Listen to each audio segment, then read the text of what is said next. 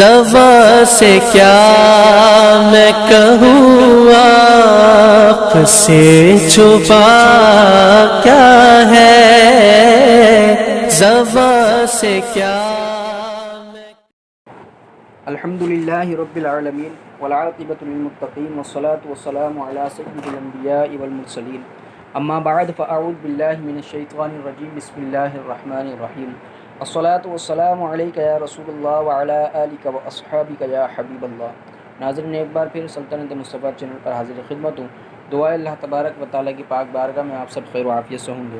حضرات محترم، آج ہمارا سوال یہ ہے، بعض لوگ یہ سوال کرتے ہیں کہ بھائی 5 نمازوں کے یہی اوقات کیوں مقرر کیے گئے؟ تو انشاءاللہ اس کا جواب آپ کی بارگاہ میں عرض کروں گا۔ ٹاپک پر چلنے سے پہلے چند گزارشات عرض کرنا چاہتا ہوں۔ اگر آپ نے ہمارا چینل سلطنت مصطفیٰ اب تک سبسکرائب نہیں کیا ہے تو اس کو سبسکرائب کر لیں، ویڈیو کو شیئر ضرور کریں، لائک اور کمنٹ ضرور کریں۔ جب تک ویڈیو شیئر ہوتی رہے گی اللہ تبارک و تعالی ہم سب کو ثواب عطا فرماتا رہے گا۔ آج چند لوگ یہ سوال کرتے ہیں کہ 5 نمازوں کی یہی اوقات کیوں مقرر کیے گئے؟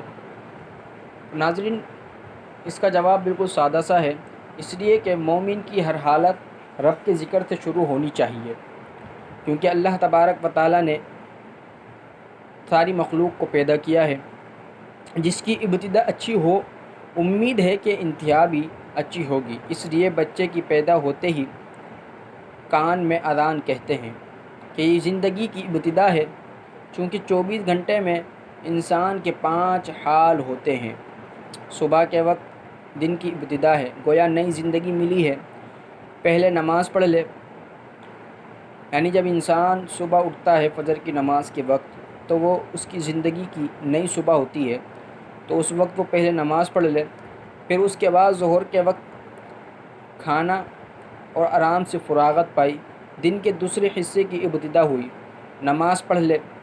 عصر کے وقت ملازمین کا کاروبار سے فارغ ہو کر سیر و تفریح کو چلے جاتے ہیں، سیر و تفریح کو چلے تو تجارت کے فروغ کا وقت آیا، نماز پڑھ لے۔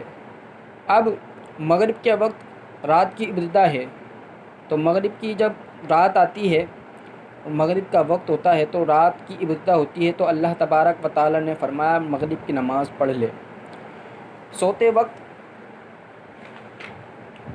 جاگنے کی انتہا ہے، یعنی اب سونے کا وقت ہے، نیند جو ایک طرح کی موت ہے شروع ہو رہی ہے، اس لیے فرمایا نماز پڑھ کر سو، شاید یہ آخری نیند ہو کہ اس کے بعد قیامت ہی کو جاگے گا۔